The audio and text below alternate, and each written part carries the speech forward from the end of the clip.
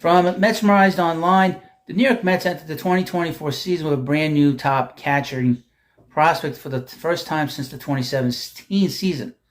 Last season before they signed Francisco Alvarez. Now, before we get into this video, I need you to hit that subscribe button so you know exactly what's going on with the New York Mets and their farm system and everything in between. The Mets catching crop of prospects is headlined by recent international free agent signing Yovani Rodriguez and 2021 first-round selection Kevin Parada. And the big leagues, Francisco Alvarez and Omar Narvaez. I'm going to skip over this. We do know that Francisco is going to be a very good player. His defense has been a major surprise and a positive. I think we can all agree that he surprised so many people, not just with his arm, but the way he controls the game, the way he calls the game, very aggressive, and he needs to grow, and hopefully he'll get a chance to be able to do that. Much better behind the plate, and obviously his power is tremendous. He's going to hit 30 home runs, 35 home runs, but he's very young. He's 21 years old, 22 years old. He needs a lot of growing to do, and he's going to get that. So here we go. Here's the Mets' best prospect as a catcher in their minor leagues right now. Number one is Yovani Rodriguez, who they just recently signed. He's 17 years old. Yovani Rodriguez enters the Mets system as their most prized international free agent signing since Alvarez. Rodriguez received a franchise record $2.85 million bonus from the Mets. Rodriguez, who hails from Venezuela, turned 17 last November, but has a chance to make an impact quickly for the Mets. Rodriguez is a strong defender behind the plate, with scouts applauding his framing and footwork are advanced for his age, and he shows plus arm strength potential and great hands, as said by MLB Pipeline. Baseball America, when scouting Rodriguez, notes that the catcher possesses soft hands and stellar quickness with a plus arm and efficient release that allows him to register pop times under 1.9 seconds in games on his best, this with sharp accuracy. Rodriguez also possesses a strong bat that is contact-oriented and has tons of room for power growth. Baseball America noted that his hitting ability stands out with a high contact rate from the right side of the plate, and he flashes good power. Given a glimpse into his offensive profile, Rodriguez has a smooth right-handed swing, one that generates strong lift on the ball. His 175-pound frame might not generate a ton of power on the ball at this current moment, but Rodriguez should have no issue growing into a powerful frame. His potential to be a two-way catching sensation, for the Mets makes Yovani Rodriguez the best catching prospect in the Mets system. This is exciting. I love great catchers. They have one of the big foundations and shortstops for your franchise. You have a great catcher and you have a great shortstop, specifically a catcher in my view. You will have a big team. We've seen this over the years with the Mets. The Mets have a good catcher, they have a good team. And we've seen the Mets with great catchers, and they've been really great. Rodriguez could skip the Dominican Summer League, much like Alvarez did to begin his pro career, and start in the Florida complex. That's very interesting. At number two, Kevin Parada. He's 22 years old. Kevin Parada enters his second full season in the Mets system in 24, but is coming off of somewhat of a disappointing year. Parada spent considerable time on the injured list this year with an ankle sprain, posted under an OPS of 800 during his time in High A Brooklyn, and then struggled mightily in a short stint with Double-A Binghamton, posting just a 6.11 OPS. Parada, still catcher with the Mets, might be nearing the end of his time behind the dish. Former Georgia Tech standout was roughed up by base runners in the 2023 season, allowing an astonishing 137 stolen bases between his time in Brooklyn, Binghamton, and his rehab stint in Low A St. Lucie. Luckily for Parada, his athletic profile gives hope that he could smoothly transition to first base or one of the corner outfields. Parada's offensive game struggled in 23 as well. Overall, he posted a .248 batting average slash line with 14 home runs and 54 RBIs. Parada had a small sample size in 22 between the Florida Complex League and St. Lucie, but the first-year pro posted a .455 OPP on base percentage. The only one of Parada's offensive numbers that increased was his slugging percentage, which marginally raised from a mark of .425 to .428. he still has some question marks surrounding his swing. It wouldn't be unreasonable to think that until Parada's swing holds the key to his future. Parada saw limited action in Double-A last year and should start the 24 season back in Binghamton before potentially finishing in Triple-A Syracuse. I would mention about Kevin Parada coming out of college. When the Mets drafted him, one of the knocks on him was that he tends to tire behind the plate. So his endurance is not great so far. That could be another determining factor as to whether he can stay behind the plate as well. Not just because he struggles throwing runners out. So we need to keep an eye on that. But he's still very young, and don't give up on him, really. At number 3, Ronald Hernandez as catcher. He's 20 years old.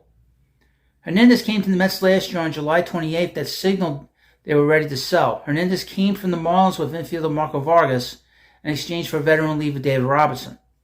The switch-hitting Hernandez was having a fantastic season, 950 OPS, with the Marlins Florida Complex League affiliate when he was traded. And he kept that going after joining the Mets organization. Hernandez had 289 with 4 doubles, 1 home run, 11 RBIs, and more walks and strikeouts in 14 games with the Florida Complex League Mets. Hernandez received a late-season promotion to the low-A St. Lucie club, where he struggled a bit to the tune of a 575 OPS in 8 games. Overall, in 2023, Hernandez had 274 with 11 doubles, 1 triple, 4 home runs, 44 RBIs, and had more walks and strikeouts. Hernandez also got his first pro experience at first base, playing the 5 games of the position between the Mets and Marlins farm systems. He was originally signed as an international free agent by the Marlins when they gave him an $850,000 bonus. He's a solid defender behind the plate who blocks, receives, and throws above average. Offensively, his clear strength was his knowledge of the strike zone, which has led to a career .390 on-base percentage. Hernandez is likely to begin the 24th season as the opening day catcher for the St. Lucie Mets. Still a little note on Hernandez. The Mets are very, very happy with him. And people are very... gave the Mets glowing remarks about the trade for David Robertson. That they got a very good prospect in Marco Vargas, and Ronald Hernandez could be a project, but could be a long-term project that'll have a big benefit for the Mets. And number 4, the 4th best Mets catching prospect, Deron Gutierrez. Now, I don't know much about him. The last 2 names I don't know much about. He's 18 years old. Gutierrez had the highest signing bonus of any 23 Mets international free agent signing at just south of $2 million. He had struggled to start his professional career. Gutierrez posted just a 565 OPS through 172 at-bats, and the 5'11", 206-pound backstop hit just 2 home runs. Gutierrez will be 18 for the entire 24 season, and still has plenty of time ahead of him to improve in game. And if he can play to what the Mets believe he's capable of, Gutierrez will be in the conversation for the best catching prospect the Mets have. Interesting. Gutierrez figures to start the 2024 season in the Dominican Summer League again, but a hot start could push him due to the Florida State League before year's end. And finally on this official list, and they got other names at the end, at number 5, Julio Zayas. Now, again, I don't know much about him either. He's 17 years old. Zayas, a 2023 international free agent signing, posted an 885 OPS in his first season as a professional. Zayas spent all 23 in the Dominican Summer League, posting an 885 OPS with 7 homers. Zayas, who's 17, had arguably the most productive campaign of any 23 Mets international free agent signing, including the top 2023 IFA bonus listed above. Zayas, who weighs in at 190 pounds, put up good power numbers considering his age and size. Zayas turned out 22 extra base hits, 7 of which were aforementioned homers. Zayas has fared well behind the dish and projects to have a chance to be able to stay a catcher long term, which is always a boost to a prospect in a premier defensive position. His defensive abilities do not stop at catching, though. Zayas has logged 84 2/3 innings at third base and 39 at first. Zayas should start the year with the Florida State League after his strong campaign in the DSL.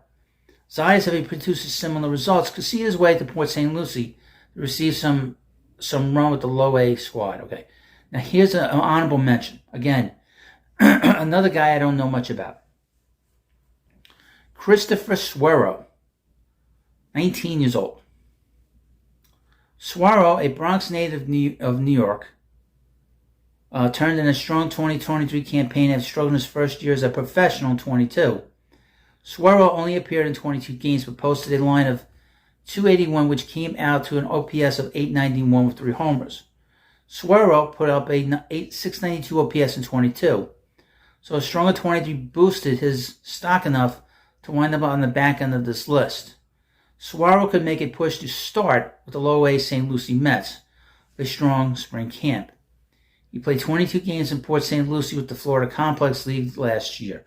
So these are very exciting players. I mean, like I said, the foundation for your team is behind the plate.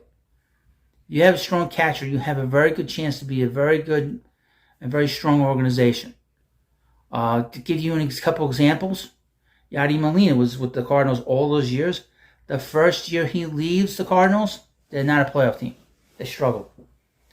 As you know, in historical sense, we know that Mike Piazza is one of the great catchers of all time.